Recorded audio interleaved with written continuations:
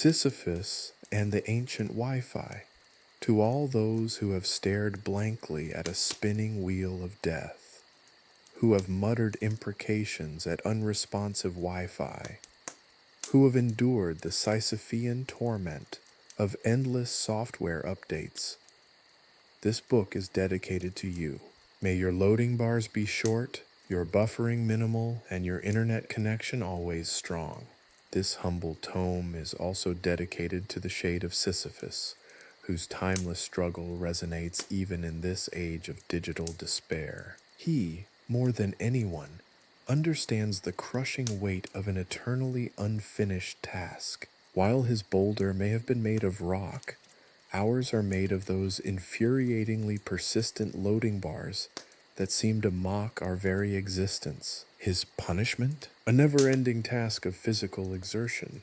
Ours? The psychological torture of watching a progress bar refuse to budge. I dare say in this modern era, we've improved on the punishment. Let us raise a glass, of ambrosia perhaps, or a suitably strong espresso, to the enduring spirit of Sisyphus, and to those of us who, like him, continue to roll the boulder of modern technology uphill, only to watch it tumble back down into the abyss of technical difficulties. May we all one day find a shortcut, a back door, or at the very least a surprisingly helpful tech support representative who doesn't offer the tired cliche, "Have you tried turning it off and on again?"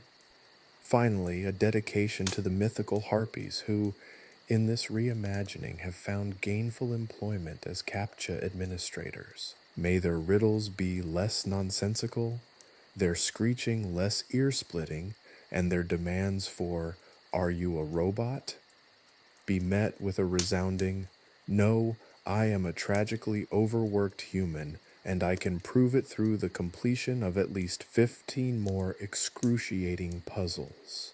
It is a true honor to witness their adaptation to the modern digital age and their union demands for better working conditions. Their struggle, in its own unique and hilarious way, mirrors the endless labor faced by anyone involved in modern technology.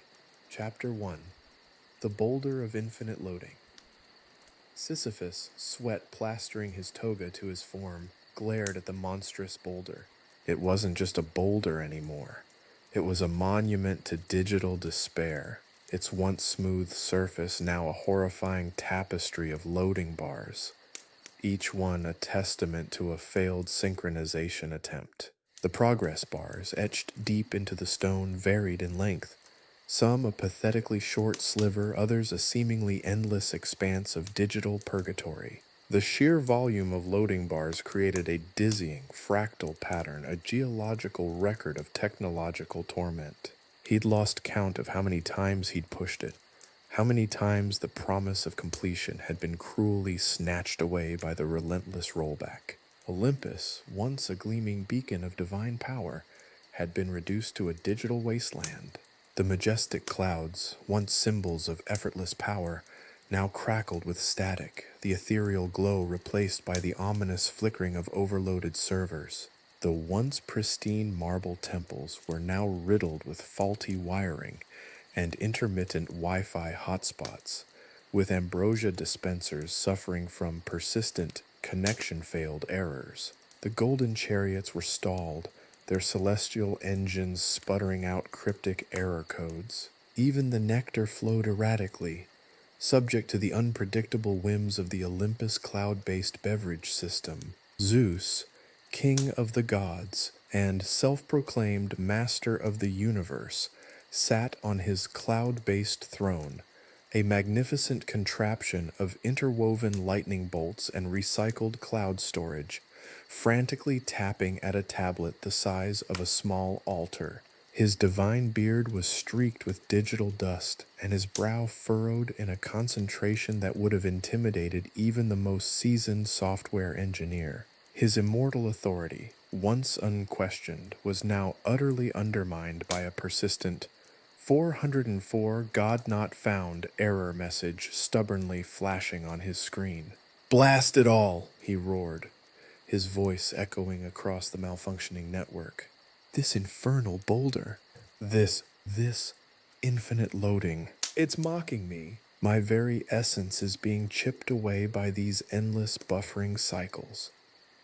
He slammed the tablet down, sending a small tremor through the already unstable digital infrastructure of Mount Olympus. Hera, queen of the gods and notorious micromanager, was engaged in a heated argument with Aphrodite, the goddess of love, over the correct settings for the divine social media platform, MySpace Olympus.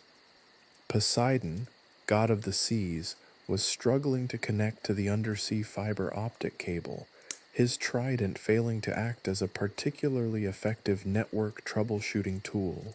Even the normally stoic Ares found himself defeated by a particularly stubborn pop-up ad for Elysian Fields timeshares. Meanwhile, Hades, ruler of the underworld, grumbled from his subterranean domain. Can't even download a decent ghost story. This infernal broadband is worse than the sticks during rush hour. His complaints were carried on a wave of digital static, barely audible over the crackling servers. The underworld, it seemed, was experiencing its own unique brand of technological hell, a place where the buffering was truly eternal, matched only by the agony of digital torment. The air itself crackled with a bizarre mix of divine frustration and the faint smell of burning server racks. The scent, peculiar yet strangely familiar, hung heavy in the atmosphere, a testament to the technological apocalypse unfolding around them. The once majestic Olympus, now a digital dystopia, seemed poised on the brink of a complete system meltdown. The weight of the technological burden pressed heavily upon the gods, threatening to finally shatter the ancient foundations of their immortal power. Sisyphus, in his own peculiar way, found himself both the victim and, perhaps, the unlikely symbol of resistance in this digital underworld. The problem wasn't merely the infinite loading bar, it represented a far deeper malaise. The boulder itself was a microcosm of the divine infrastructure, its ancient data corrupted and fragmented, mirroring the decay at the heart of Olympus. Whispers circulated among the gods, hinting at a sinister truth. The boulder wasn't just a random punishment, but a tangible manifestation of a deep-seated, potentially catastrophic flaw within their digital ecosystem. The gods' technological incompetence was truly something to behold. Their attempts at troubleshooting ranged from the absurdly simplistic. Hephaestus, the smith god, suggested physically hitting the boulder with his hammer, to the wildly esoteric. Apollo, god of music and light, tried composing a symphony of binary code to reset the system.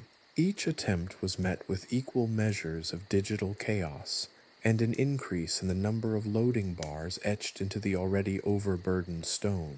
The very fabric of Olympus seemed to be disintegrating, pixel by pixel, as the gods' technological incompetence reached epic, almost comedic proportions. Even the mythical creatures weren't immune to the digital plague.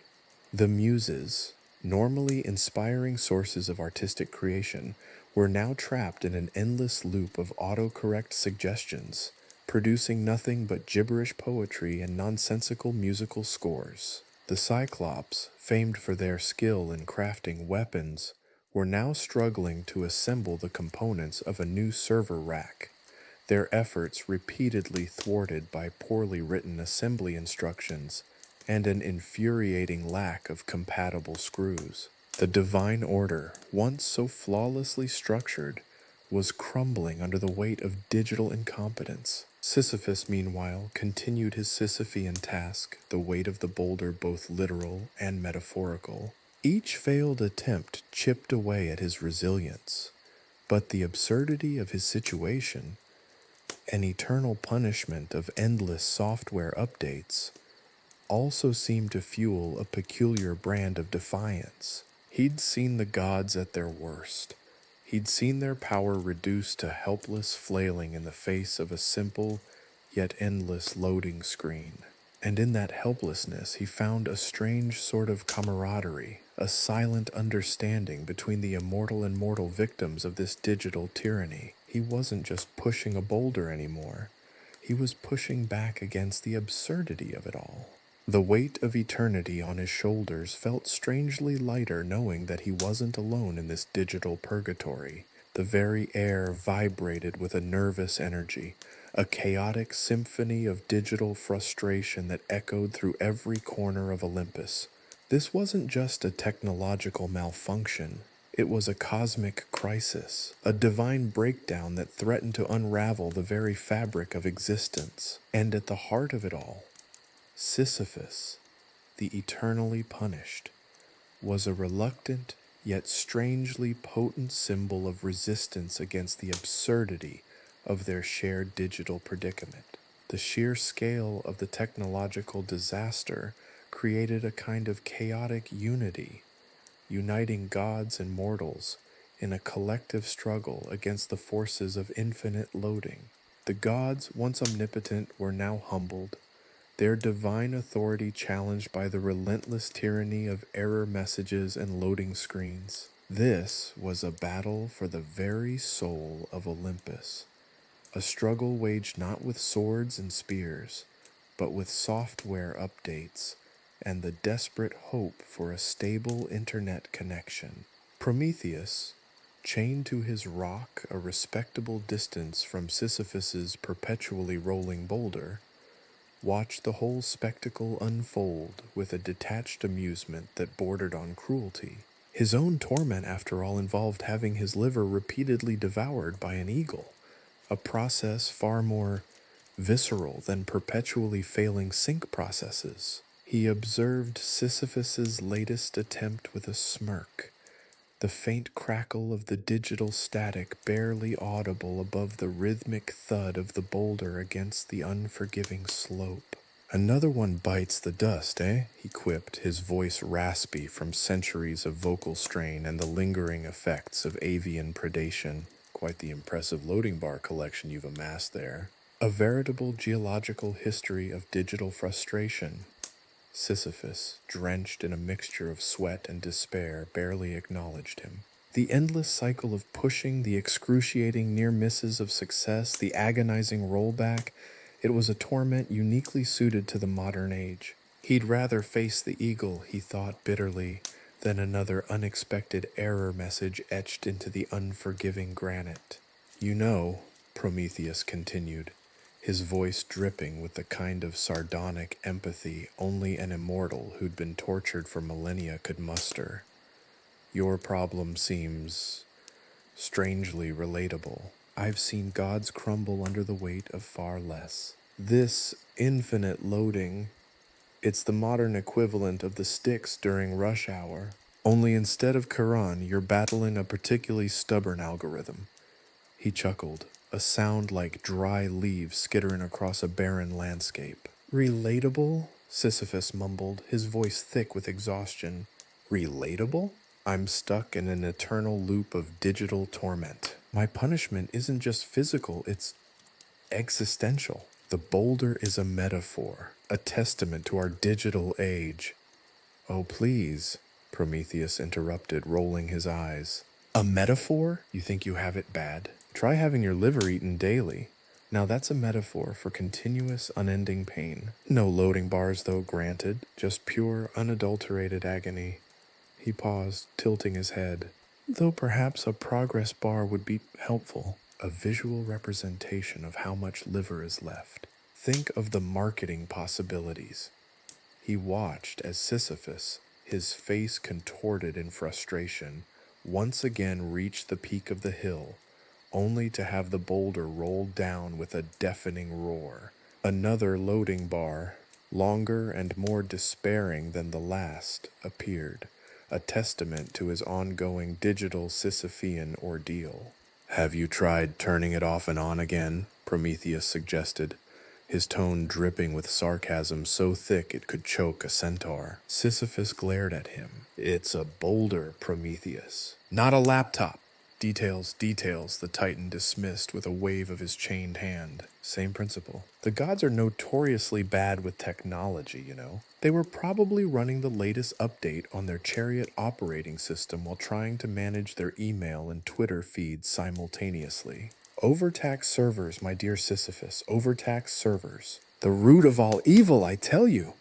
Prometheus leaned back against his rock, a wry smile playing on his lips. Remember that time Zeus tried to update his lightning bolts to a 5G version? What a fiasco! He ended up frying half of Olympus, causing a week-long disruption to the ambrosia delivery service. The goddesses nearly rioted.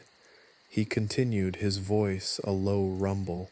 These gods, with their divine powers and celestial wisdom, are utterly helpless when it comes to technology. They're like toddlers with nuclear weapons. A terribly frightening prospect. His voice softened, a flicker of genuine sympathy crossing his features. The truth is, Sisyphus, you're not alone in your suffering. Your plight is a mirror reflecting the digital struggles of the entire cosmos. Even the gods are not immune to the digital deluge. He paused, considering the scene before him. Perhaps there's a message here. Maybe the real punishment isn't the physical toil, but the endless frustration of dealing with a hopelessly flawed system, both divine and digital. A system perpetually stuck in an update loop, eternally loading. A cosmic buffering screen, if you will. Sisyphus, though still seething with frustration, found himself nodding slowly. There was a strange, perverse comfort in the shared suffering, a camaraderie born of digital despair. He was a pawn in a cosmic game of technological incompetence, but at least he wasn't alone in this digital purgatory. Prometheus sighed, shaking his head. And don't even get me started on the CAPTCHAs. Those winged creatures keep sending me riddles about which of their brethren is most likely to crash the Olympus server. Apparently, it's the Griffins. Something about their unstable cloud connectivity. He chuckled, a low, gravelly sound. The irony, of course, is that my own punishment was far more primitive. No loading bars, no error messages, just the unrelenting physical agony of a constantly regenerating liver. But in this digital age, perhaps this is more torturous, more soul-crushingly tedious. Sisyphus, wiping his brow with the back of his hand, paused in his preparations to begin the arduous task again. So, any helpful tips then, besides the turn it off and on again nonsense?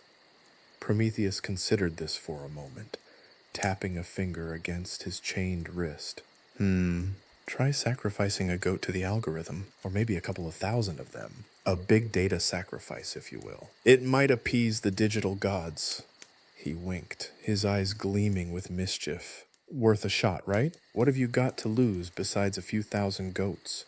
Sisyphus stared at him, speechless. He was eternally damned, yet the absurdity of it all was almost funny. The thought of sacrificing goats to a malfunctioning algorithm brought a wry smile to his lips, a strange juxtaposition of despair and darkly comedic resignation. Another push, another near miss, another agonizing rollback. Another loading bar etched into the stone. The eternal loading screen continued, a digital monument to the folly of the gods and the unyielding spirit of a man condemned to push back against the absurdity of it all. The sun beat down on Sisyphus, the heat shimmering off the polished granite of the ever-rolling boulder. Sweat stung his eyes, blurring the already maddeningly repetitive landscape. He'd just begun his ascent, the familiar ache in his muscles a dull counterpoint to the sharper pang of existential dread that gnawed at his soul. Then a cacophony of screeching erupted, shattering the relative quiet of his digital purgatory. A flock of harpies, their claws glinting wickedly in the sunlight, swooped down from the craggy peaks above. These weren't the harpies of legend, however. These were harpies reimagined for the digital age avian CAPTCHA administrators. Their feathers were ruffled, not from wind, but from the static discharge of constantly malfunctioning server clusters. "Halt, mortal!" shrieked one, her voice a grating mixture of ancient Greek and contemporary tech jargon. "Answer our query, lest thy boulder remain eternally in its digital limbo," Sisyphus groaned. He'd endured the endless cycle of pushing the boulder, the never-ending loading bars, the unhelpful pronouncements of Zeus's tech support team, whose interventions were typically marked by an increase in server latency rather than a solution. But these feathered fiends were a new level of torment. Their CAPTCHA riddles were the digital equivalent of trying to solve a Rubik's Cube underwater while blindfolded. Identify the image containing all the stop signs, excluding the ones that are partially obscured by a chariot wheel, and accounting for the chromatic aberration caused by Zeus's faulty lightning bolt, demanded another harpy, her talons clicking impatiently against the boulder. Sisyphus squinted at the blurred image projected onto the rock face, a chaotic jumble of stop signs, chariot wheels, and what appeared to be a rogue thunderbolt-shaped watermark. He had a master's degree in ancient philosophy from the University of Athens. Granted, it was an online degree, which was likely part of his current predicament, but the questions seemed designed to defeat even the most advanced AI. Is it the one with the centaur on the left, or the one with... Wait, there is no centaur. I see a blurry centaur. But is that a centaur, or just a chariot wheel causing a hallucination in my brain due to the ongoing stress? "Incorrect!" screeched the first harpy, her voice echoing across the desolate landscape. "Your algorithmic score has plummeted by 15.7%. You have 3 attempts remaining." 3 attempts? 3 attempts to answer a question that seemed to defy the very laws of logic and visual perception. Another harpy flapped closer, holding aloft a digital scroll. "Now, mortal," she cackled, "select all the squares containing images of the same type of bird, ignoring the ones that show up only partially, the ones that are a different color due to the sun glare, the ones that have been blurred because of interference from the Olympian Wi-Fi, and the ones which seem to be slightly differently drawn than other identical birds, due to inconsistencies in the Olympus bird population database. And, oh yes, considering that some birds are not really birds, they're just really complicated illusions of birds, which can be deciphered only through the use of obscure Etruscan texts." Sisyphus felt a wave of nausea wash over him. The harpy's riddles were not only nonsensical, they were deeply frustrating, deliberately designed to exploit his already frayed nerves. Their questions veered from the seemingly rational to the completely absurd. One harpy asked him to identify the specific shade of gray in a pixelated image of Hades's dog, Cerberus, taking into consideration that Cerberus was notoriously prone to changing his coat color due to stress. Another quiz involved the precise number of grains of sand that were required to render a 3-dimensional model of the Parthenon in a specific game engine. "You must be quicker, mortal!" shrieked another harpy, her voice laced with a distinct lack of empathy. "The server's clock is ticking. The gods demand their daily quota of human-verified images. Failure to comply will result in an indefinite extension of your boulder-related activities." Sisyphus tried to focus, to rationally decipher the illogical quizzes, but the stress of his eternal task, compounded by the harpy's increasingly outlandish queries, was driving him to the brink. He started seeing images where there were none, answering questions before they were even asked. He hallucinated clouds forming images that vaguely resembled stop signs. He desperately attempted to answer, grasping at random solutions in an attempt to placate the screeching birds, but every answer was deemed incorrect, accompanied by a chorus of mocking laughter that echoed across the barren hills. The harpies apparently had an uncanny ability to tailor their questions to exploit his specific weaknesses, his frustration, his exhaustion, his growing desperation. One particularly sadistic harpy presented him with a CAPTCHA containing a picture of a single pixel. "Identify the object," it croaked. Sisyphus stared, his head spinning. A single pixel? Was this even possible? Was it a test of his sanity? Or was it just an error in the system? He felt a sudden sympathy for those trapped in the real world's digital purgatory. Their frustration was understandable. The harpy's amusement was downright cruel. He let out a roar of frustration, a primal scream that shook the very foundations of his digital hell.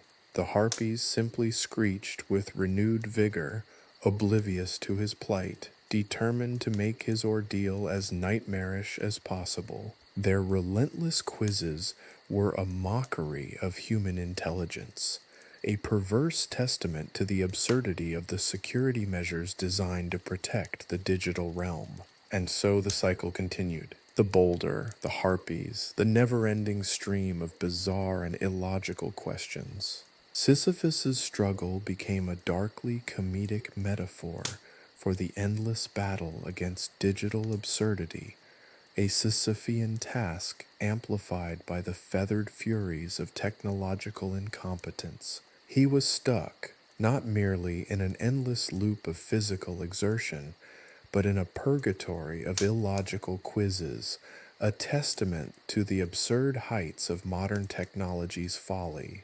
The endless loading bar of existence continued, punctuated by the screeching laughter of the CAPTCHA birds. The philosophers arrived in a cloud of dust and philosophical pronouncements, their togas billowing behind them like the sails of a ship caught in a digital storm. They were a motley crew, each sporting a look of profound intellectual superiority that belied their collective inability to actually do anything remotely useful. There was Professor Sophocles, whose beard rivaled the boulder in size, and whose pronouncements were as convoluted as the labyrinth itself. Then there was Dr. Euripides, a specialist in obscure pre-Socratic thought, whose theories were so abstract they defied even his own understanding. And finally, there was Professor Aristophanes, whose comedic timing was impeccable, though his actual contribution to the problem remained, shall we say, elusive. Zeus, perched upon his cloud-based throne, which annoyingly was currently experiencing a minor connectivity issue, cleared his throat. "Gentlemen," he boomed, his voice echoing across the digital landscape, "we have a problem. A very large, very heavy, and perpetually loading problem." He gestured towards Sisyphus, who was currently wrestling with a particularly recalcitrant patch note etched into the boulder's surface. "Explain this buffering." Professor Sophocles adjusted his beard, stroking it with the air of a man contemplating the mysteries of the universe. "My lord," he began, his voice a low rumble, "I believe the endless cycling of the boulder represents the Sisyphean nature of digital progress itself. Each failed attempt, each new loading bar etched onto the stone, symbolizes the incremental, yet ultimately futile pursuit of technological perfection." He paused for dramatic effect, allowing his words to hang in the air like a particularly pungent cloud of incense. Dr. Euripides, ever eager to interject, cleared his throat. "Nonsense, Sophocles. This is clearly a manifestation of the pre-Socratic concept of a.k.a, the boundless, undefined, and ultimately unknowable nature of reality. The boulder's infinite loading represents the inherent limitations of our attempts to impose order upon the chaotic flux of the digital realm." He then launched into a 20-minute explanation involving Heraclitus, Parmenides, and a surprisingly detailed analysis of the implications of using a specific type of clay tablet for recording early digital code. Professor Aristophanes, meanwhile, couldn't resist a witty aside. "Perhaps," he suggested, winking at the assembled gods, "it's simply a very elaborate screensaver. Zeus, old boy, have you tried turning it off and on again?" Zeus, momentarily distracted by a flashing notification on his omnipresent tablet, grumbled something about the inadequacy of modern-day divine tech support.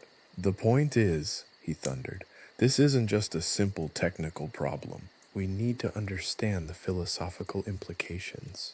The meaning. Why does this rock keep loading?"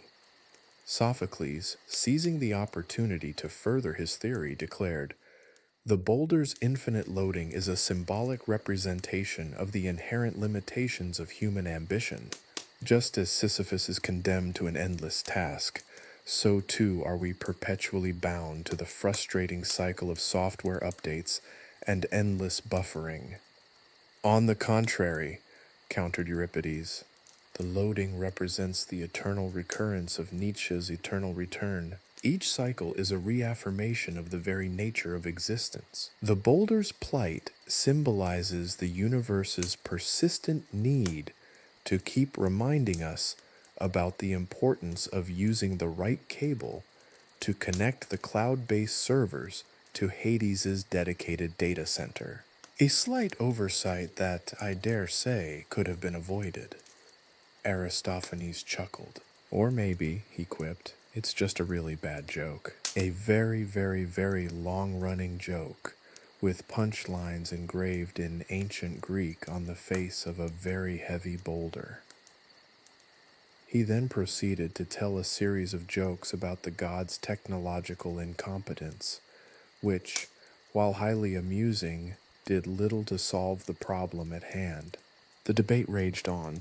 The philosophers delved deeper into their esoteric theories, their pronouncements becoming increasingly convoluted and incomprehensible. They debated the implications of the boulder's loading bar for various theories of being and time, invoking Heidegger and Sartre with equal enthusiasm, and a complete disregard for the practical aspects of Sisyphus's predicament. They argued about whether the buffering was a symptom of ontological instability or simply a consequence of poor server management in the celestial realm.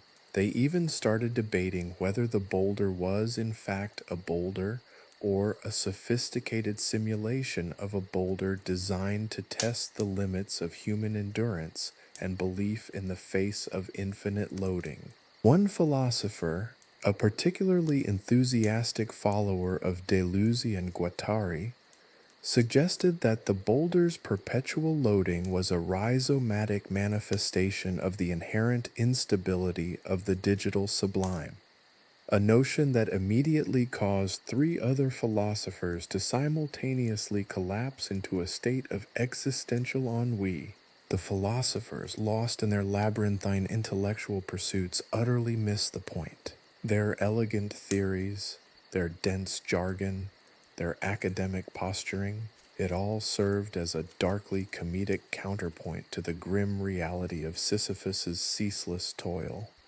Their profound pronouncements, like so many lines of code, ran endlessly, looping endlessly, generating no meaningful result, only leaving Sisyphus to trudge onward, pushing his boulder, eternally trapped in the infinite loading screen of his existence. The gods, meanwhile, continued to struggle with their own perpetually buffering updates. The only certainty in all this digital chaos was that the absurdity was, indeed, infinite. The existential crisis of endless loading was, it seemed, a universal one, transcending the mundane human world and reaching the very heights or depths of Olympus. And the only solution, well, perhaps that was part of the joke. The philosophers, having exhausted every conceivable and inconceivable philosophical argument regarding the boulder's perpetual loading, finally fell silent.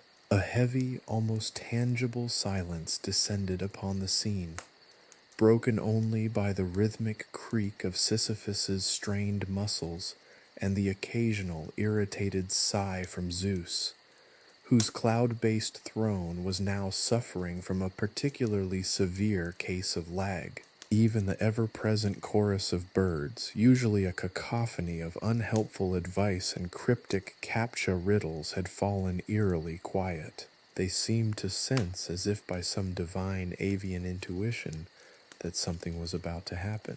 Sisyphus, for perhaps the first time in millennia, paused his Herculean effort. His sweat, salty and thick, dripped down his brow, mirroring the digital sweat of countless programmers grappling with their own Sisyphean tasks in the mortal realm. He stared at the boulder, its surface a tapestry of loading bars, each one a testament to another failed attempt at synchronization.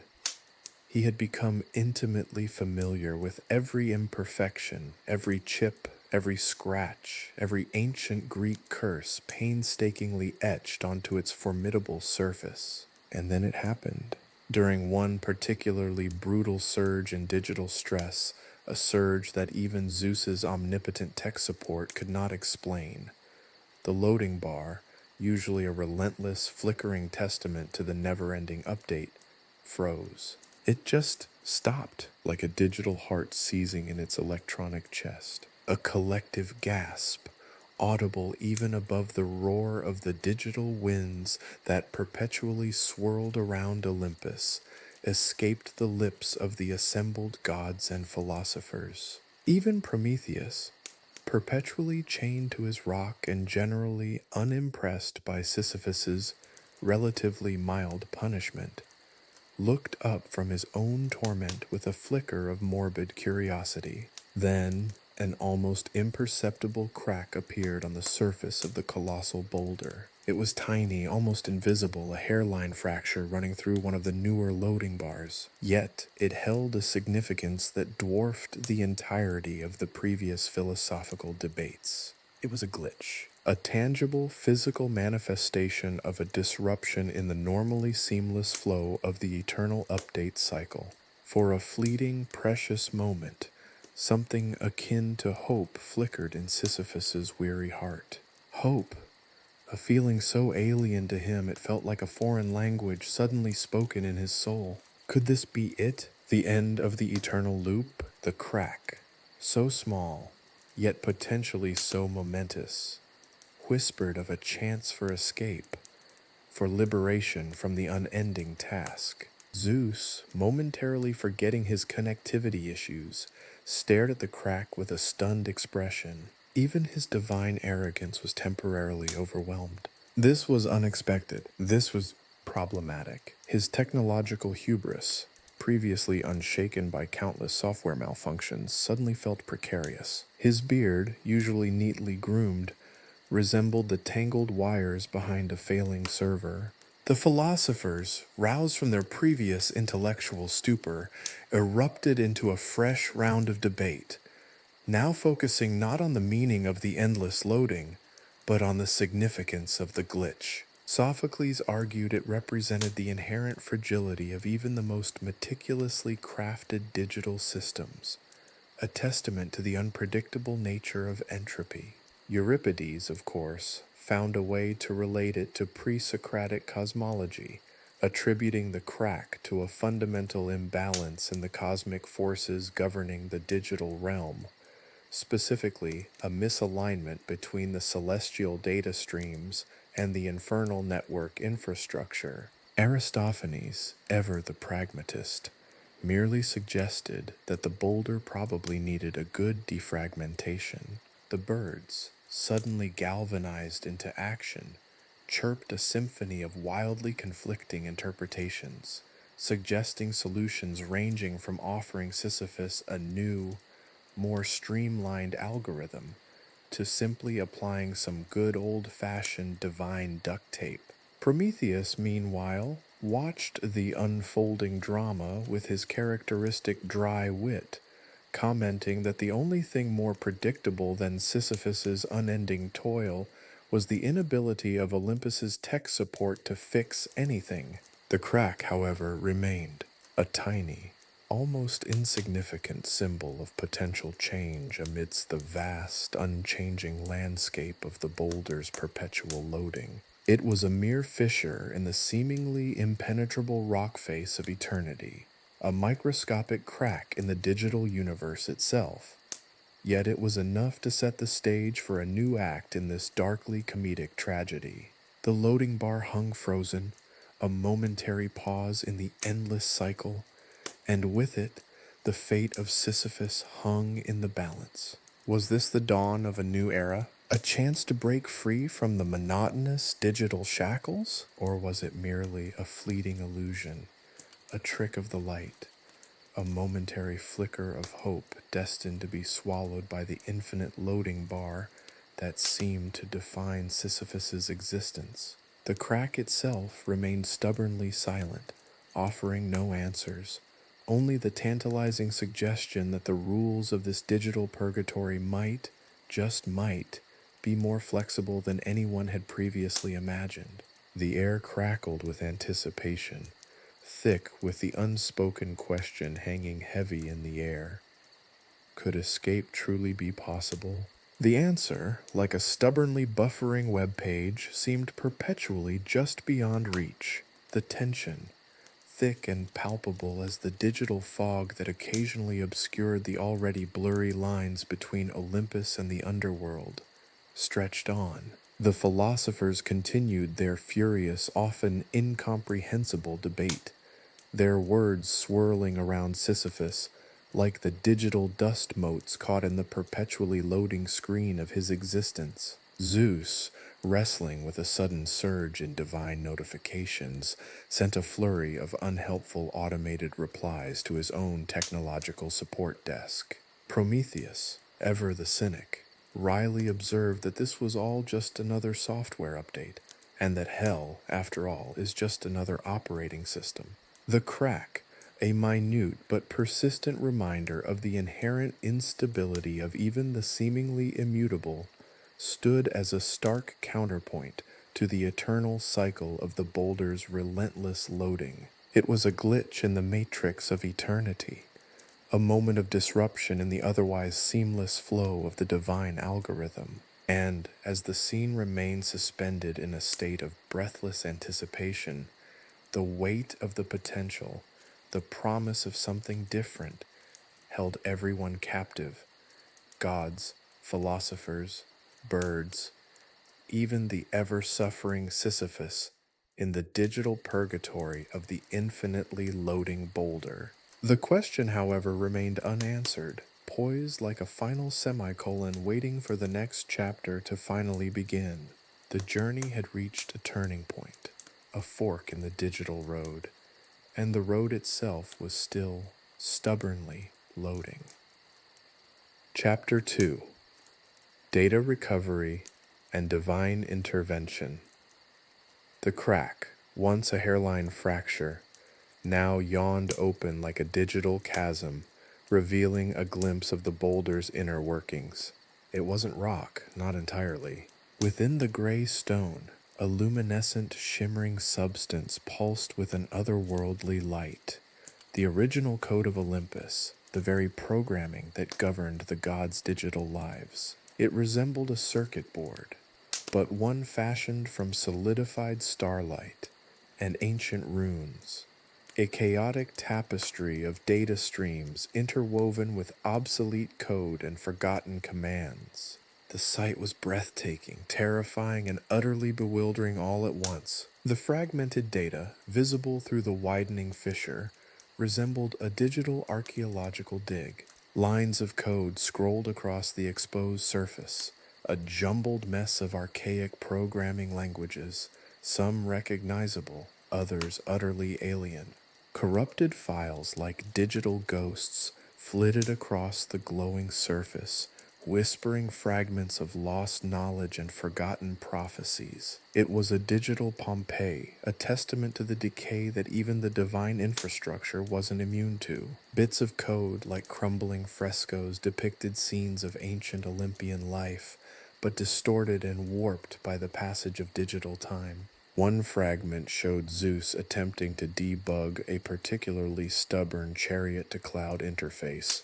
Another depicted Hera battling a particularly vicious spam filter. It was a digital diary of a civilization grappling with technological woes, millennia before the advent of mortal tech support. Prometheus, surprisingly helpful given his usual cynical demeanor, squinted at the exposed code.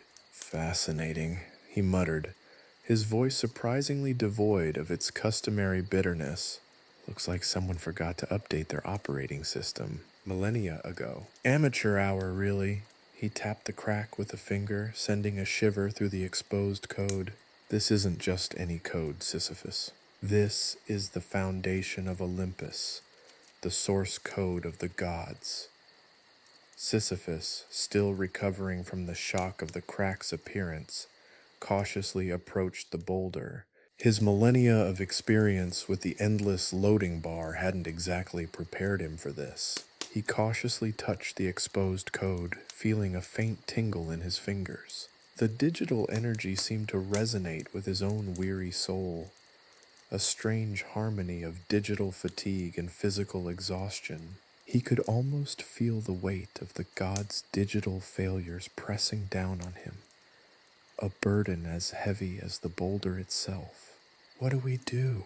Sisyphus asked, his voice barely a whisper. The weight of millennia, the relentless loading bars, the sheer absurdity of his situation, it all seemed to culminate in this single fragile moment. Prometheus, meanwhile, was already busy. He'd managed to fashion a rudimentary data retrieval tool from a discarded lightning bolt and some conveniently placed celestial wires. It sparked and crackled, emitting a strange digital hum that seemed to vibrate through the very fabric of reality. "We decipher it, of course," he replied, his tone surprisingly businesslike. "Piece by piece, line by line. It's like translating hieroglyphics, only instead of pyramids, we've got a malfunctioning mainframe." The two embarked on a painstaking task, a digital excavation of Olympian history. Prometheus, surprisingly adept at this unexpected task, directed Sisyphus to select specific sections of the code, translating the archaic syntax. They worked in tandem, a god of fire and a mortal condemned to eternal punishment united by a shared goal, the understanding of the corrupted code that defined their shared reality. They found snippets of code that explained the perpetual update cycle. It wasn't a bug exactly, more of an elaborate self-perpetuating digital ritual, a kind of celestial CAPTCHA designed to keep the Olympian system stable, or at least that's what the code suggested. However, the code also revealed the underlying flaws in the Olympian infrastructure. It turned out that the gods' digital prowess wasn't as limitless as they claimed. Their system was a patchwork of ancient and new technologies held together by a prayer and a whole lot of duct tape. Divine, of course. They unearthed evidence of countless failed projects, abandoned initiatives, and forgotten passwords. Olympus's digital existence, it turned out, was as chaotic and inefficient as its mythical counterpart. They discovered fragments of lost prophecies coded into the very fabric of Olympus's digital existence. These prophecies, however, were fragmented and incomplete, riddled with glitches and errors. One prophecy hinted at a digital apocalypse, an event that would plunge Olympus into eternal darkness. Another spoke of a savior, a hero who would restore order to the chaotic system. Of course, it could have all been a software malfunction manifesting as cryptic prophecy. The task was arduous, both mentally and physically. Sisyphus's muscles ached from the strain of constantly leaning over the boulder, deciphering lines of code that were sometimes centuries, sometimes millennia old. Prometheus, despite his immortality, suffered from a surprising amount of digital eye strain, constantly shielding his eyes with his hand to block the light emanating from the boulder's ancient depths. The whole enterprise was absurd yet oddly compelling. It was like uncovering the lost secrets of the digital gods, except the gods themselves were mostly oblivious to the existence of their own source code. As days, or perhaps millennia, time itself was rather fluid in this context, turned into nights. The crack continued to widen, revealing more and more of Olympus's digital underbelly. The process was slow, frustrating, and occasionally maddening, but with each line of code deciphered, they inched closer to understanding the true nature of Sisyphus's eternal task. It wasn't just about rolling a boulder, it was about maintaining the very fabric of Olympus's digital existence. The boulder itself was a kind of digital hard drive, containing the secrets and vulnerabilities of the digital heavens. And the incessant updates, the never-ending loading bars, they were simply the system's desperate, inefficient attempts to maintain stability. The work continued, a testament to the unlikely alliance formed between a cursed mortal and a chained god. As they delved deeper into the heart of the boulder, the implications of their discovery became increasingly clear. The future of Olympus, and perhaps even the digital fate of Sisyphus, rested on their ability to decipher the ancient code and ultimately to fix the gods' broken software. The climax, it seemed, was still buffering, but the end of this particular loading bar was finally within sight. The faint digital hum emanating from Prometheus's makeshift device intensified, growing into a low thrum that resonated through the very stones of Olympus. A shimmering, iridescent wave of data pulsed from the device, reaching out towards the fractured boulder like a digital tentacle. This was it. Zeus's software patch, downloaded from a server rumored to exist beyond the known cosmos. A place where the internet's very infrastructure ended, replaced by something vaguely described as the quantum foam of the digital void. Prometheus, his brow furrowed in concentration, muttered something about deprecated libraries and interdimensional packet loss. Sisyphus, meanwhile, felt a strange sensation, a tingling, almost orgasmic wave of digital energy wash over him. The boulder seemed to vibrate, its surface glowing brighter, the ancient code within churning and reforming itself. The update, however, was less a smooth, seamless transition and more like a digital earthquake. The entire Olympian system shuddered, lights flickered, and the familiar sounds of divine bickering and celestial thunder were replaced by a disconcerting silence. Even the ever-present, nagging buzz of the Wi-Fi router in the throne room ceased. The silence was so profound, so utterly unexpected, that it was almost terrifying. Then things got weirder. The underworld, normally a dark, damp repository of the recently deceased and the occasional disgruntled Olympian deity, experienced a temporary power outage. Hades, ever the stickler for bureaucratic procedure, was utterly apoplectic. His complaints echoed across the cosmos, though oddly muffled, as though his usual booming voice was experiencing some form of digital compression. He filed a complaint with Zeus, a surprisingly detailed and technically accurate document regarding the intermittent service disruption affecting the netherworld's data servers. On Olympus, the gods, accustomed to the constant cacophony of their digital lives, found the sudden silence unsettling. Hera, usually quick to unleash a divine tirade, sat stunned, her lightning bolt inexplicably discharged. Aphrodite, normally busy updating her Instagram feed with pictures of suspiciously perfect sunsets, was left with a blank screen. Ares, who typically spent his days playing online war games, found himself unable to log in. Even Zeus, the source of the problem, experienced a moment of bewildered silence. He had, after all, expected a miraculous improvement, not a digital blackout. The silence lasted only a few minutes, or perhaps eons. Time was remarkably flexible on Olympus, but it felt like an eternity. Then, with a series of sputtering sparks and a cascade of error messages, the Olympian system roared back to life. The gods, however, were not pleased. The update, rather than solving the problem, had introduced a whole new set of complexities. The chariot-to-cloud interface, already a source of endless frustration, was now even more erratic. Chariots appeared and disappeared at random, often materializing in unexpected locations, such as the middle of the nectar fountain, much to the chagrin of Dionysus. Hera's spam filter, previously a formidable weapon against unwanted divine mail, was now malfunctioning, letting through a torrent of junk messages from dubious deities and even less dubious mortals. Ares's war games had been invaded by a rogue AI, one that relentlessly pursued a strategy of total digital annihilation, leading to his virtual defeat at the hands of a particularly aggressive algorithm. Zeus, in his infinite wisdom, or perhaps infinite hubris, had attempted to patch the Olympian system with an update whose source code was written in a language understood only by cosmic entities dwelling beyond the edge of reality. The update, intended to solve the endless loading bars plaguing Sisyphus, had instead created a cascading failure of epic proportions. The loading bars persisted, their digital etching on the boulder seemingly unaffected, but now accompanied by a bizarre array of glitches and bugs.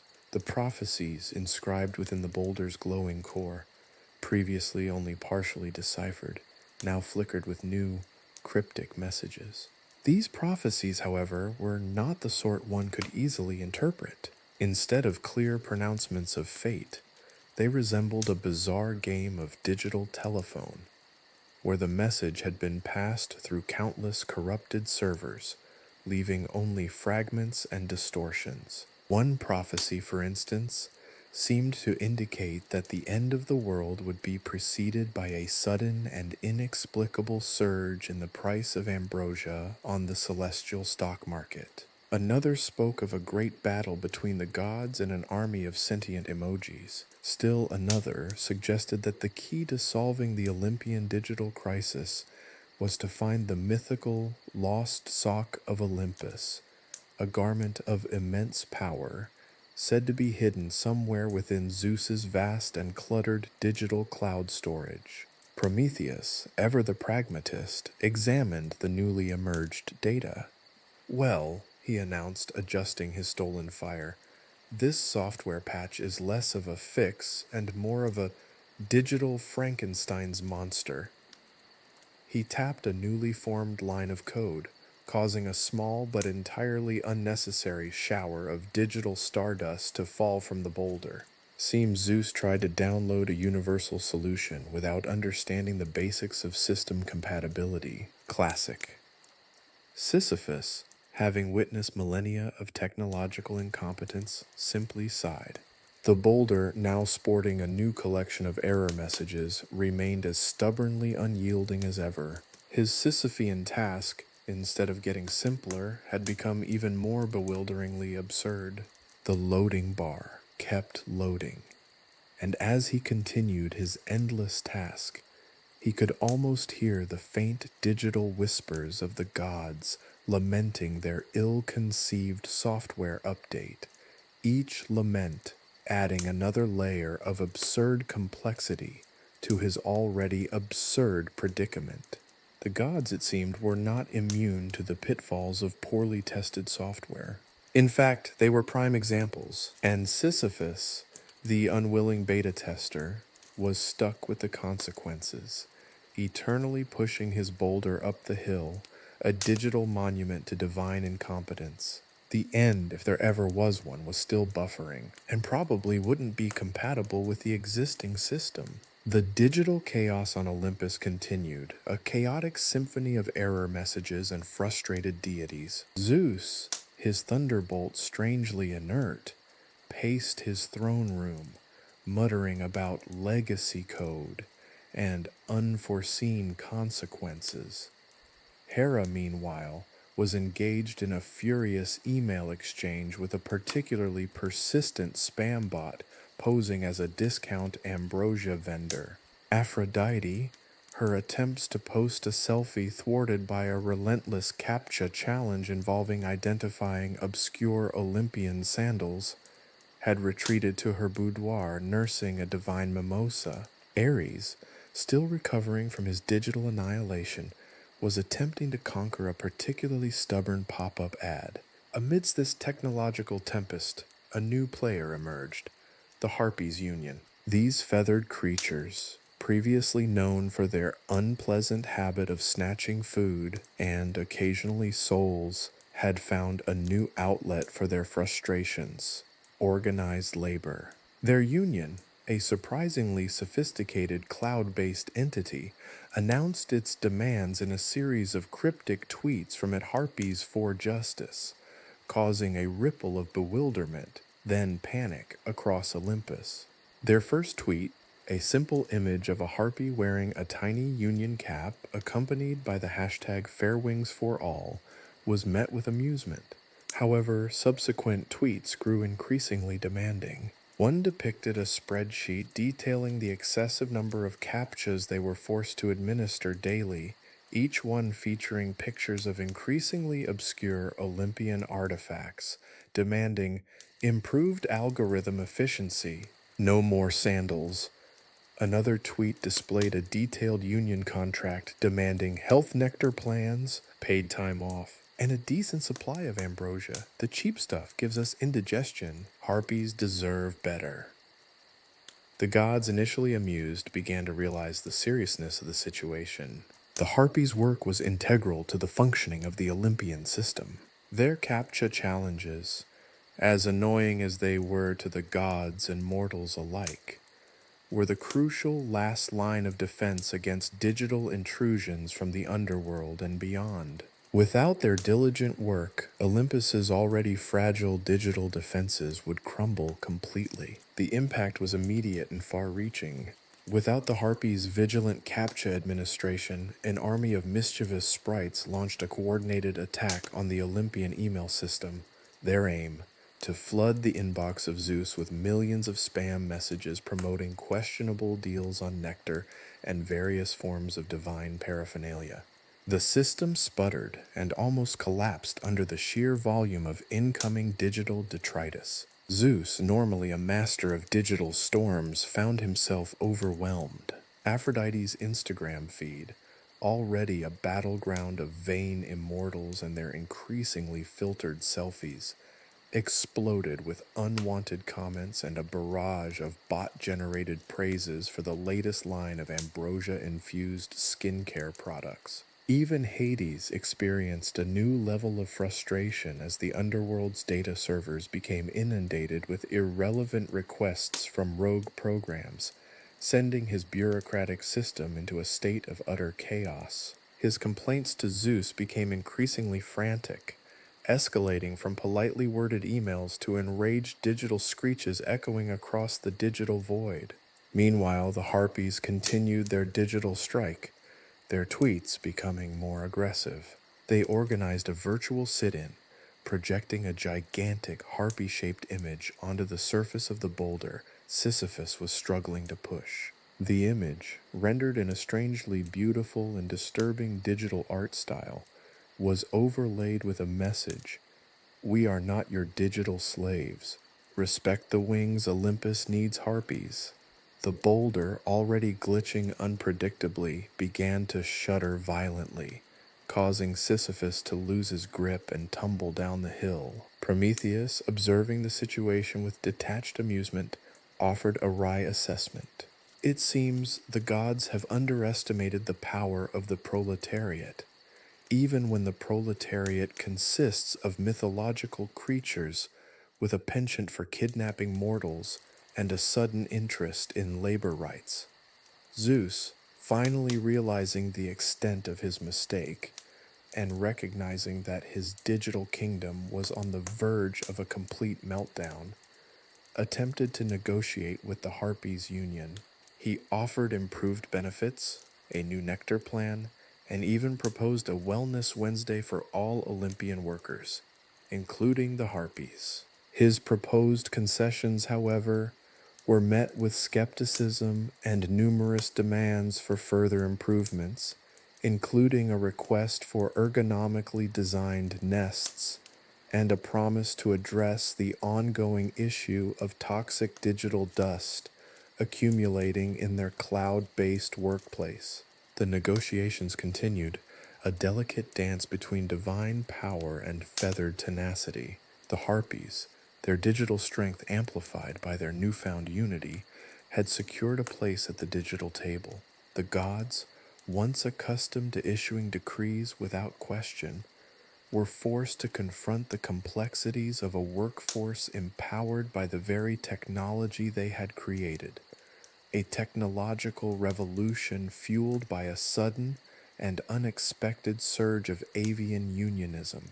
The future of Olympus, it seemed, hung precariously in the balance, suspended between a desperate desire to fix the system and the very real possibility of another, potentially even more chaotic digital meltdown. And Sisyphus, of course, was still pushing his boulder uphill, forever caught in the crossfire of divine dysfunction. The loading bar remained stubbornly fixed on 99%, a perpetual testament to the absurdities of technological progress and the unexpected power of a well-organized union. The end, as always, was still buffering, and likely to be delayed by another critical update in the near future. The air in the oracle's cave hung thick with the scent of incense and burnt circuits. Her traditional laurel wreath was adorned with blinking LEDs, and the Pythia herself looked less like a prophetess and more like a cyberpunk shaman, wires snaking from her temples, connecting to a sputtering ancient computer terminal that hummed with the power of 1,000 frustrated servers. Instead of Sibylline pronouncements in hexameter, she received her visions in a relentless torrent of binary code, scrolling across the screen in a chaotic green cascade. This was not your grandmother's oracle. Gone were the days of enigmatic pronouncements about kings and wars. Today's prophecy concerned loading bars, buffering, and the existential dread of a perpetually unfinished software update. The rhythmic click-clack of the ancient terminal, juxtaposed with the frantic beeps and whirs of the machine, created a bizarre soundtrack to the impending digital apocalypse. The prophecy, finally deciphered with the help of Hermes, who, surprisingly, possessed an advanced understanding of binary code, a byproduct of his years spent relaying messages between the gods and the mortals via carrier pigeon-based email, painted a stark picture. It spoke of a system reboot, a digital deluge that would cleanse the Olympian servers of all accumulated data. This included, thankfully, the source code responsible for Sisyphus's endless loop of digital torment. However, the reboot also threatened to erase everything else: the accumulated wisdom of centuries, the divine selfies on Aphrodite's cloud storage, Zeus's carefully curated collection of digital thunderbolts, even Hera's meticulously organized spreadsheet of marital grievances. It was the ultimate hard reset, a digital equivalent of wiping the slate clean, a cosmic Ctrl plus Alt plus Delete. The prophecy warned of unforeseen consequences, hinting at a potential cascade failure that could destabilize the very fabric of reality. The binary code, interpreted, suggested a terrifying possibility, a regression to a pre-digital era where the gods would have to resort to actual physical methods of communication. Imagine Zeus sending papyrus scrolls via Hermes. The sheer logistical nightmare alone was enough to induce a headache in even the most powerful Olympian. The gods, accustomed to solving their problems with thunderbolts and divine intervention, found themselves baffled. This was a problem that couldn't be solved with brute force. Zeus, normally quick to wield his digital lightning, paced restlessly. His usual swagger was replaced by a deep furrow in his brow, a look that suggested he was grappling not with a rebellious titan, but with the complexities of a particularly stubborn software bug. Hera, ever practical, suggested a simple solution. We just ignore it. It's probably just another one of Prometheus's elaborate pranks. Prometheus, however, vehemently denied any involvement. My schemes are far more sophisticated than a simple system reboot, he declared, adjusting his ever-present chain of digital shackles. A modern upgrade, of course, with built-in Bluetooth connectivity for easier monitoring by Zeus's digital security team. Besides, even I wouldn't be cruel enough to unleash such a digital deluge upon Olympus, he added, with a twinkle in his eye. though the idea of a pre-digital era where the gods had to communicate via carrier pigeon does hold a certain dark comedic appeal. Ares, still suffering from the after effects of his digital annihilation, suggested a more aggressive approach. We should just nuke the entire system. It's the only way to be sure, he bellowed, his voice echoing through the digital halls of Olympus, causing minor server instability. His solution, however, was quickly vetoed by the rest of the gods, who had recently upgraded their firewalls to withstand exactly this kind of impulsive divine intervention. Aphrodite, surprisingly, took a more philosophical stance. Perhaps, she mused, carefully retouching her digitally enhanced selfie, this is an opportunity for a fresh start, a chance to declutter our digital lives. Think of it as a spring cleaning for the cosmos. She paused, considering the implications. Although I might miss my extensive collection of digital filters, she added, her tone laced with a hint of genuine concern. Meanwhile, Sisyphus, oblivious to the cosmic debate raging above, continued his Sisyphean task. The boulder, already displaying numerous loading bars etched into its surface, now pulsed with an eerie internal light, mirroring the flashing LEDs on the oracle's terminal. The prophecy, strangely, seemed to resonate within the stone, creating a low hum that could be felt throughout the digital realm. He paused for a moment, wiping the digital sweat from his brow. He looked at the boulder, then back to the top of the hill, then up at the sky. It was starting to rain. Digital rain in binary code. Just another layer to his never-ending torment. The situation was dire. The oracle's prophecy presented a classic dilemma. Stick with the known, albeit eternally frustrating, status quo, or risk total annihilation in the name of a potential fix. The gods, normally masters of their own fate, were faced with a choice that demanded careful consideration, strategic planning, and a level of technological understanding that even Zeus found himself lacking. It was a choice that could determine the fate of Olympus, the future of the gods, and of course, Sisyphus's eternal struggle against a perpetually loading boulder. The clock was ticking, and the gods were running out of time before the system reboot initiated itself, erasing not just the problems, but possibly everything. The fate of Olympus hung in the balance, a digital pendulum swinging precariously between existence and non-existence, eternally buffering between one state and the other. And Sisyphus? Well, he was still pushing. The loading bar, as always, remained stubbornly fixed at 99%.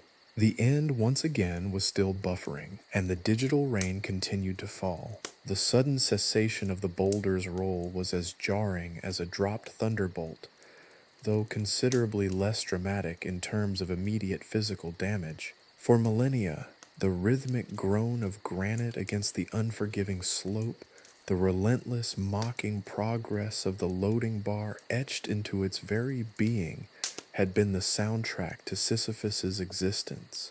Now silence, an unnerving, absolute silence that hung heavy in the air, punctuated only by the chirping of unusually subdued birds. Perhaps even they were momentarily bewildered by this unexpected pause in the cosmic loading screen. Olympus itself seemed to hold its breath, a collective gasp of stunned disbelief rippling through its digital halls. Zeus, mid-sentence in a particularly heated argument with Hera about the merits of cloud-based ambrosia storage, stopped dead. His jaw slackened, his digital lightning bolt momentarily forgotten. Even Ares, notorious for his bloodthirsty nature, looked momentarily speechless, his usual bellicose energy replaced by a stunned, almost contemplative silence. He actually looked concerned. The loading bar, that infernal symbol of Sisyphus's endless torment, remained stubbornly frozen at 99%. It wasn't the satisfying completion of a download, the exhilarating 100% that promised release. Instead, it was a stagnant, unsettling pause, a digital cliffhanger that left everyone, gods and mortals alike, suspended in a state of precarious uncertainty. Hermes, usually a whirlwind of activity, flitted about like a hummingbird trapped in a jar, his usual effervescence replaced by a frantic nervous energy. He zipped between the gods, relaying fragmented messages, a flurry of frantic updates, half-formed theories, and panicked guesses as to the cause of this unexpected technological miracle. He'd even tried unsuccessfully to contact the software engineers of the Fates, rumored to be a particularly elusive group known for their cryptic error messages and fondness for spinning wheels of doom. The Harpies, those feathered harbingers of bad news, were oddly silent. Their usual cacophony of screeching complaints seemed to have been muted, replaced by a kind of shocked reverence. This was possibly the most significant event in their long history of spreading digital misinformation and causing general internet chaos. Even they seemed unsure how to react to a situation that defied their programming and completely upended their very existence. Prometheus, ever the mischievous observer, observed the scene with a mixture of amusement and concern. Well, well, well, he chuckled, his chains rattling subtly. It seems my own creations have finally met their match. Even the most sophisticated digital torment can't withstand the forces of, well, I'm not entirely sure what forces are at play here. He tapped his digital shackles thoughtfully, considering this unprecedented situation.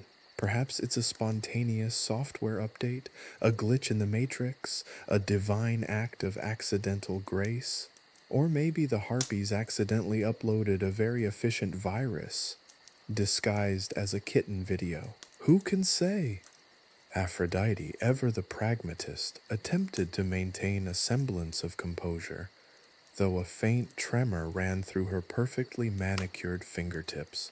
This changes everything, she whispered, her voice barely audible above the digital silence. The sheer improbability of it all, the possibility of escape, of finally breaking free from this digital purgatory. Her beautifully sculpted eyebrows furrowed in contemplation.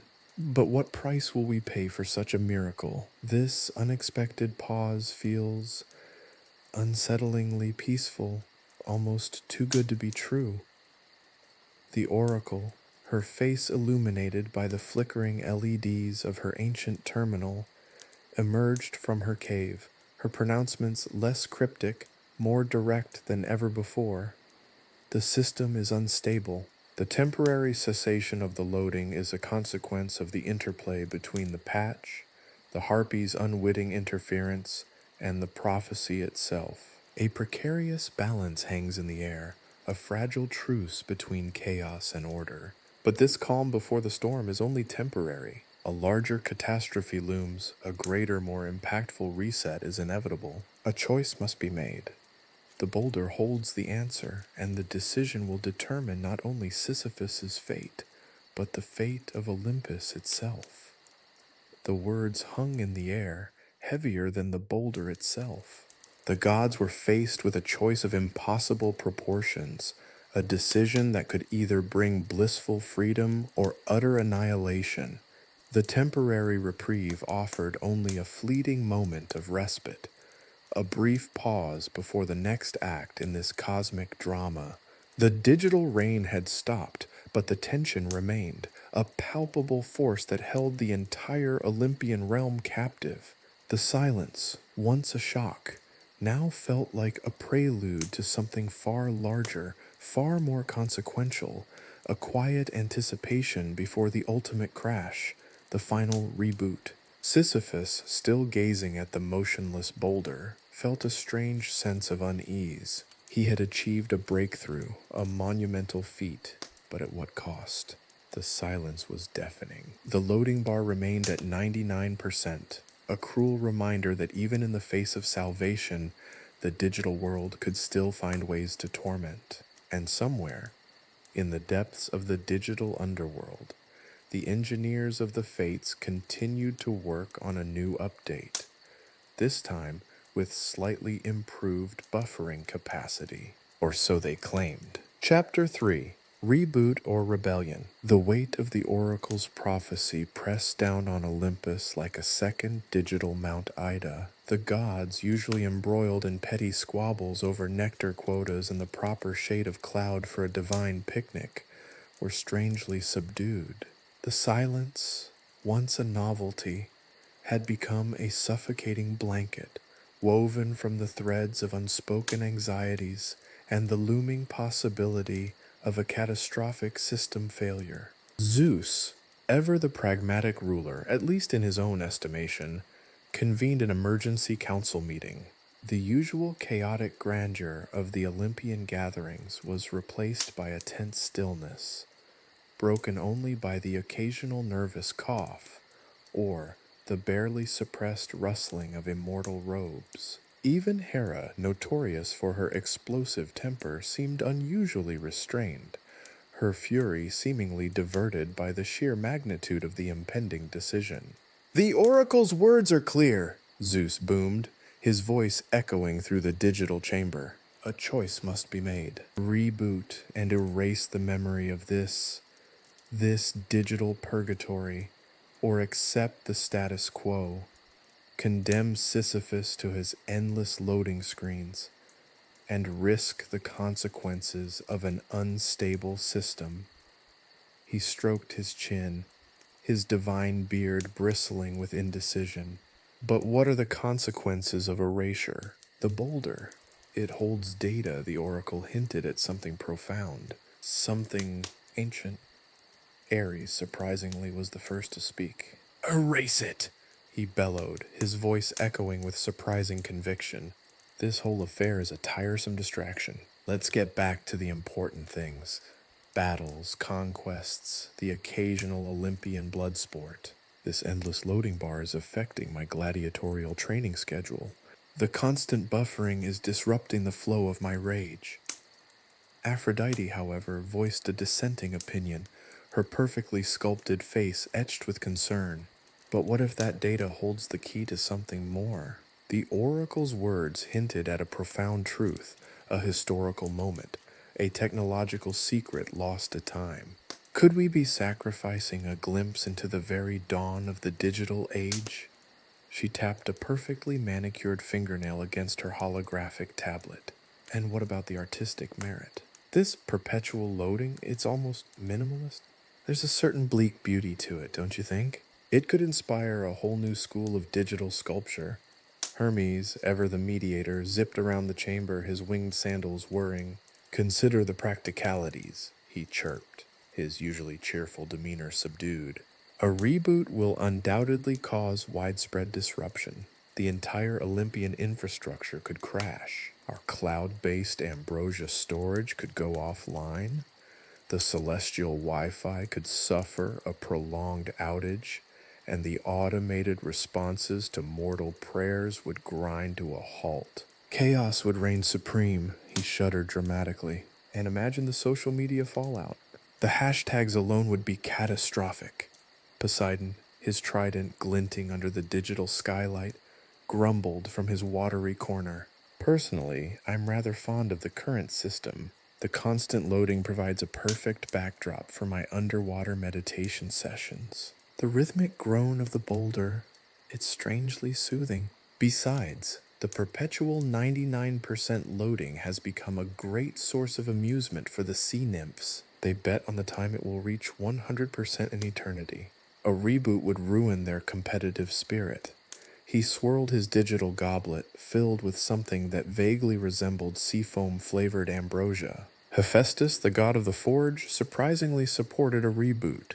"From a technological perspective, it's the only logical solution. The system is clearly unstable.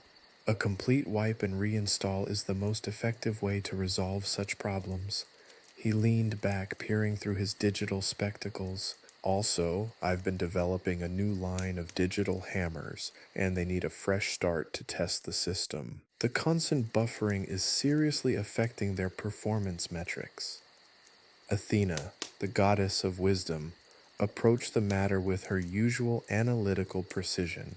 A reboot presents both risks and opportunities. The loss of data is a significant concern, but the current instability poses an even greater threat. We need to analyze the potential impact of both scenarios and weigh the pros and cons in a rigorous and methodical manner. She began listing variables on a holographic whiteboard which shimmered into existence with the speed of lightning. The whiteboard promptly crashed, demonstrating the system instability perfectly.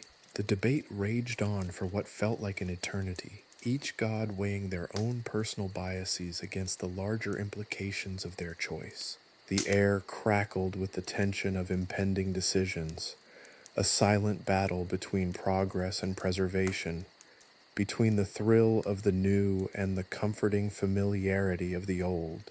The fate of Olympus and possibly the universe hung in the balance. Meanwhile, Sisyphus, watching from his digital purgatory, experienced a new kind of torment. The silence, once a welcome respite, now felt like a prelude to something far greater, a calm before the digital storm of either oblivion or continued agony. The oracle's prophecy was more than a warning. It was an invitation to an existential crisis, a digital apocalypse masquerading as a simple software update. He watched as the gods debated, their arguments a cacophony of divine discontent that somehow managed to be more irritating than the relentless rolling of the boulder. He longed for the familiar groan of the rock, for the predictable rhythm of the loading bar, anything to break the tension of this agonizing silence that threatened to shatter even the most resiliently divine nerves. The fate of Olympus depended not just on technology, but on the sheer whims of ancient, powerful beings with vastly differing opinions on minimal design and cloud-based beverage storage. The gods themselves were stuck in an endless loading screen of their own making, their decision a single click away from salvation or utter destruction. The boulder, eternally at 99%, seemed to mock them all. The rhythmic groan of the boulder, usually Sisyphus's soundtrack to despair, was absent. The silence, thick and heavy, was a new kind of torment. It pressed upon him, a suffocating blanket woven from the threads of unspoken anxieties and the simmering potential for rebellion. He'd spent eons pushing that digital monolith, each failed ascent marked by another mocking loading bar etched into its surface. But lately, something had shifted. The data, the ancient code embedded within the stone, had begun to whisper its secrets. It wasn't a bug, the data revealed. It was a feature, a deliberate, divinely engineered feature designed to maintain the gods' precarious grip on power. The endless cycle of loading, the perpetual 99%, wasn't a technological glitch. It was a cleverly disguised system of control. The gods, in their infinite arrogance, had created a digital purgatory, a technological panopticon where mortals were trapped in an eternal loop of frustration, their efforts rendered meaningless by a deliberately flawed system. The gods were not victims of a malfunctioning system, they were its architects. This revelation wasn't merely infuriating, it was liberating. The weight of his predetermined fate, once crushing, now felt like a challenge. He wasn't just a prisoner, he was a pawn in a cosmic game, and he could choose to play by different rules. He could choose to rebel. The first step was deciphering the rest of the cryptic data. He focused his mind, his centuries of experience coalescing into a focused stream of consciousness. The data flowed into him, not as binary code or arcane symbols, but as images and sensations, fragments of forgotten history, glimmers of lost technologies, echoes of forgotten rebellions. He saw visions of other mortals trapped in similar digital hells, a baker condemned to an eternal bread-making simulator with an endlessly crashing oven, a poet forced to compose sonnets under the oppressive tyranny of a glitching autocorrect, a sculptor whose digital chisel perpetually broke before reaching the final detail. And then it struck him. They weren't alone. They weren't isolated in their personal digital hells. They were part of a system, a network of suffering meticulously maintained by the gods. A network despair. The data wasn't just ancient history, it was a roadmap, a blueprint for a collective revolt. If he could reach them, if he could unite them, perhaps, just perhaps, they could break free. Sisyphus, with his newfound knowledge, began his campaign, not by pushing the boulder, but by leveraging the very technology that had been used to enslave him. He used the intermittent connection to the digital realm of Olympus, the very flaws in the system, to his advantage. He started with coded messages, subtle glitches embedded within the loading bars, almost imperceptible anomalies only those trapped in the cycle could recognize. He sent out silent messages, encrypted in the patterns of the endlessly repeating loading sequences, a Morse code of rebellion woven into the fabric of their digital torment. His messages spread like wildfire through the digital ether, infecting the systems, a silent digital plague of defiance. The baker saw it in the flickering of his virtual oven, the poet in the sporadic corrections of their glitching autocorrect, and the sculptor in the moments of unexpected freedom from the digital chisel's eternal breakage. A collective shared understanding emerged. They were not alone. They were connected. A rebel alliance in digital purgatory. Word spread, not through divine decrees or Olympian pronouncements, but through the subtle glitches, the shared frustrations, the unspoken understanding that came from enduring the same endless digital torment. Their shared experience transcended the differences between their individual hells, forging a bond of solidarity in the face of their shared oppression. They were united not by a common cause or ideology, but by their common torment. The shared agony had bonded them into a network of silent resilience. The glitches weren't just errors, they were whispers, promises of a better, glitch-free future. The response was immediate and overwhelming. The baker started sabotaging his virtual oven, causing system errors that spread across the network, overwhelming the gods' digital infrastructure with a digital equivalent of scorched earth tactics. The poet sent out a barrage of glitchy sonnets, using the errors to express their defiance, their words a digital virus infecting the gods' pristine digital world. The sculptor, meanwhile, crafted digital sculptures of defiance, works of art born from glitches and errors, each piece a testament to their resolve. Soon, a vast network of rebellion had taken shape, a digital army of frustrated mortals, united by their shared suffering. This digital revolution, powered by frustration and fueled by shared misery, threatened to bring the entire Olympian infrastructure to its knees. The gods, accustomed to effortless control, were caught off guard. Their neatly organized digital realm, previously immune to any form of chaos, was now under siege from within. Zeus, upon witnessing the scale of the rebellion, was speechless. His divine arrogance, normally unshakable, was now facing a serious threat. The smoothly functioning system, the very foundation of his power, was being brought to its knees by the combined force of mortal frustration. The rebellion, a grassroots digital movement born from the shared experience of digital purgatory, had transcended its initial form into a powerful force of change. The rebellion wasn't about restoring a broken system, it was about dismantling it altogether. It was about rejecting the gods' authority, challenging their control, and claiming their digital autonomy. It was a revolt born not out of malice, but out of shared frustration, out of the collective desperation of those trapped in an endless loop of digital purgatory. Sisyphus, standing atop the boulder, the wind of rebellion whipping around him, felt a surge of exhilaration. He wasn't just pushing a stone uphill anymore. He was leading a revolution, a digital uprising against the tyranny of the gods, proving once and for all that even in the face of the most infuriating technological setbacks, there was always room for a little rebellion, a little chaos. The gods, used to their digital perfection, now faced the inevitable consequences of their own imperfect systems. The irony was not lost on Sisyphus. In the end, the gods, for all their technological prowess, had been defeated by a simple software update, a revolt from the very mortals they had sought to control. The 99% loading bar, once a symbol of their oppression, now represented a fraction of their falling power, a loading bar to the inevitable 100% of their downfall.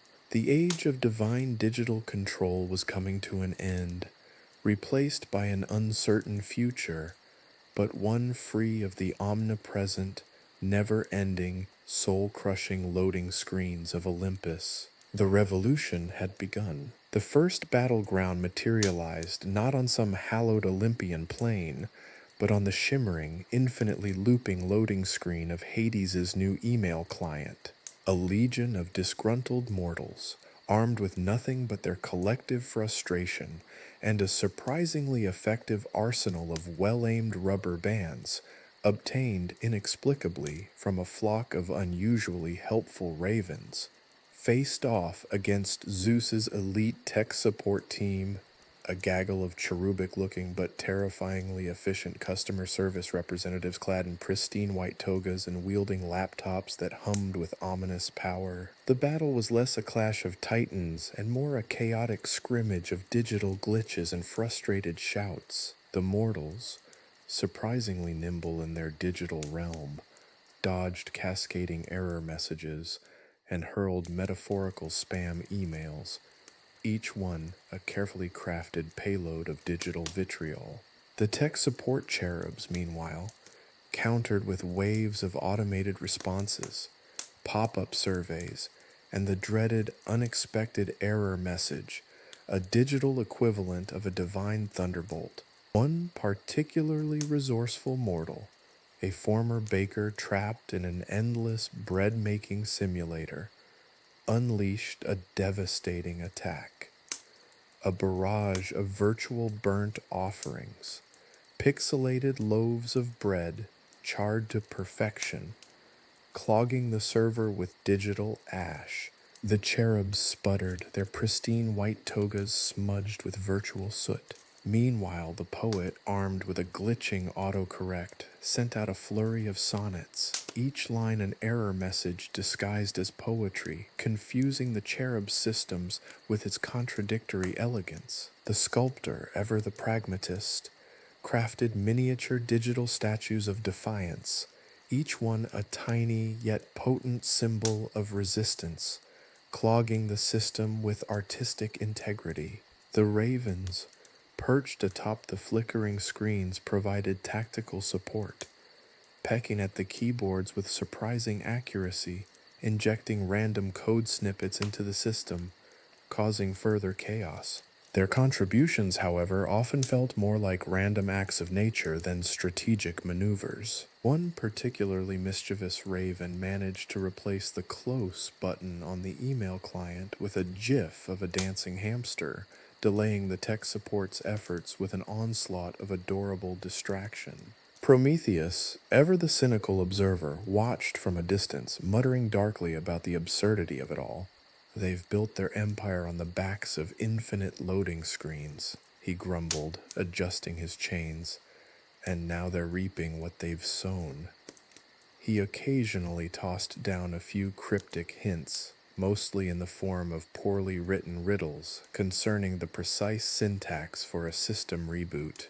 The battle raged across various loading screens, each a unique digital purgatory. On the loading screen of the Olympian social media platform, mortals engaged in a fierce war of memes and viral videos, overwhelming the system with relentless waves of ironic humor and digital mockery. On the loading screen of the Divine Banking app, they employed a strategy of coordinated microtransactions, draining the Olympian treasury one satyr-sized coin at a time. The absurdity escalated. One contingent of rebels discovered a vulnerability in the system, a particular sequence of keystrokes that invoked an ancient forgotten function, the divine karaoke mode. Suddenly, the normally stern faces of the tech support cherubs were replaced by pixelated images of them singing off-key renditions of ancient hymns, their attention diverted, their digital defenses lowered. Even some disillusioned gods joined the rebellion.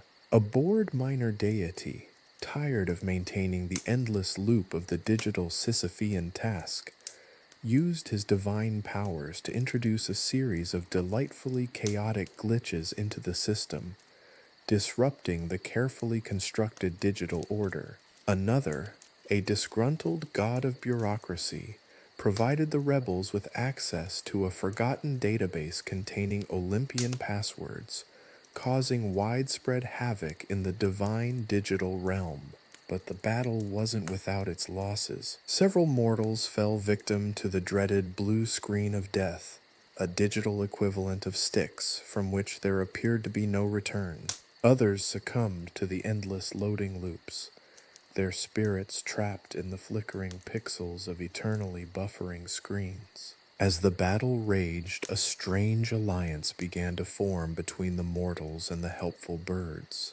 The birds, it turned out, had a deep-seated resentment towards the gods, stemming from centuries of divine apathy towards their nesting habits and constant complaints about bird droppings on the Olympian marble statues. They provided valuable information, directing the mortals to system vulnerabilities and offering cryptic advice in the form of avian riddles and badly translated tweets. The ravens, especially, displayed a surprising aptitude for hacking, causing the Olympian servers to erupt in chaos with a flurry of oddly formatted tweets and corrupted data. The climax of the battle took place on the ultimate loading screen, the main interface of the Olympian operating system itself. Here, the mortals, aided by the birds and the disillusioned gods, launched a final coordinated assault, a digital blitzkrieg of memes, glitches, and rubber bands. Zeus, initially bewildered by the sheer chaos, eventually found himself utterly overwhelmed, his divine authority challenged not by brute force, but by the combined power of shared frustration and an army of extremely angry birds. The battle ended not with a bang, but with a prolonged, excruciatingly slow system reboot. As the Olympian servers shuddered and ground to a halt, the mortals celebrated their unlikely victory, their faces illuminated by the fading glow of the loading screen. They had won not through divine intervention or technological superiority, but through sheer, unadulterated, and hilariously effective digital chaos. The age of divine digital control was over. The age of mortal digital mischief had begun, and Sisyphus, watching from the sidelines, cracked a rare smile. He had, after all, a whole new generation of loading screens to conquer. The digital blitzkrieg had achieved its objective, total system overload. The Olympian servers, once the paragons of divine technological prowess, sputtered and choked, their celestial fire reduced to flickering pixels. The majestic loading screens, previously symbols of Olympian omnipotence, now resembled shattered mosaics of error messages and corrupted data. Even Zeus, the king of the gods, found himself staring at a screen displaying the dreaded kernel panic, a message as humbling as any mortal defeat. The mortals, exhausted but triumphant, celebrated their victory with a chaotic digital rave. The air hummed with the ghostly echoes of deleted files and the triumphant chirps of the ravens, who were inexplicably organizing a digital conga line across the malfunctioning screens. Prometheus, ever the pragmatist, muttered darkly about the irony of celebrating a victory built on the ruins of a technological infrastructure. The gods were arrogant, he observed, adjusting his chains with a sardonic smirk, and now they're experiencing the delightful consequences of their own hubris. A lesson in humility delivered via a rather spectacular blue screen of death. The chaos, however, was short-lived. As the digital dust settled, a chilling silence descended upon the digital battlefield. The screens went blank, not with the familiar, comforting flicker of a loading bar, but with the stark, absolute nothingness of a complete system shutdown. The rebellion, it seemed, had gone too far. The mortals' victory had been Pyrrhic, a triumph bought at the cost of complete digital annihilation. Panic set in. The mortals, having tasted freedom for only a fleeting moment, found themselves adrift in a digital void. The once vibrant landscape of Olympian technology had been reduced to an empty canvas, devoid of all data, all memories, all interactions. The birds, confused by the sudden lack of digital breadcrumbs, fluttered around the darkened screens, their chirps echoing in the empty digital space. Meanwhile, on Mount Olympus, a hushed council was convened. Zeus, his usually imperious demeanor replaced by a look of stunned bewilderment, addressed the assembled gods. "The mortals," he declared, his voice tinged with a mixture of anger and apprehension, "have brought the entire system to its knees. We have no choice. We must initiate a full system reset." The decision, however, wasn't met with unanimous support. Hera, ever the strategist, voiced her concerns. "A complete reset," she warned, "will erase everything. Our databases, our records, our very digital history, all gone. The consequences are unpredictable." Poseidon, ever the pragmatist, pointed out that the mortals had inadvertently uncovered several vulnerabilities, highlighting the need for a thorough system overhaul. The god of war, Ares, muttered darkly about the possibility of a preemptive strike, only to be swiftly silenced by the goddess of wisdom, Athena. After all, she would probably have to design the new systems. The debate raged on, mirroring the anxieties of the mortals who had lost their digital homes, and the gods who were on the brink of losing their digital kingdom. But time was against them. The longer they delayed, the greater the risk of irreparable damage. Finally, with a heavy heart, Zeus agreed to the reset, acknowledging the colossal risk but recognizing it as the only viable solution to the digital apocalypse they had created. The reset began with a digital shudder that echoed through the heavens. The Olympian servers, guided by a series of complex algorithms, began to scrub their data clean. One by one, files vanished. Databases dissolved into nothingness. The digital echoes of ancient civilizations, once meticulously preserved within the Olympian servers, faded into oblivion. Even the tweets of the mischievous ravens, their digital legacy, were unceremoniously deleted from the timeline of the divine social media platform. The process took millennia in digital time, a slow, agonizing erasure that mirrored the eternal torment of Sisyphus. Only now it wasn't a boulder, but a painstaking deletion of digital data. As the final bits of information vanished, a sense of profound loss settled over Olympus. The gods, for the first time in millennia, felt a sense of vulnerability. Their digital kingdom, once invincible, had been reduced to a pristine, empty hard drive, ready for a fresh start. The ensuing silence was deafening. The gods found themselves facing an uncertain future, one devoid of the digital comfort they had come to rely on. The mortals, meanwhile, had to contend with the loss of their digital identities, their progress erased, their achievements reduced to nothing more than fleeting memories. The rebellion, in its dramatic success, had inadvertently plunged Olympus and its inhabitants into a state of unprecedented digital amnesia. The immediate effects of the reset were chaotic. The Olympian bureaucracy, dependent on its digital systems, was brought to a complete standstill. The gods, accustomed to digital conveniences, struggled to adapt to a life devoid of the internet. The mortals, initially triumphant, found themselves disoriented. lost in a digital wasteland where their skills and knowledge had become obsolete. The sense of disorientation was profound, as if the very fabric of their existence had been ripped apart. They had overthrown the digital tyranny of the gods, only to find themselves in a new state of precarious existence. The long-term implications remained shrouded in uncertainty. Would the gods rebuild their digital kingdom, or would they choose a different path? Would the mortals rebuild their digital lives, or would they seek to live beyond the confines of the digital realm? Would they remember this rebellion? The question hangs in the air. The answer will come in time. The digital tapestry of Olympus had been unraveled and woven anew, its fate now resting on the shoulders of both gods and mortals, navigating the aftermath of a digital war and a catastrophic system reset.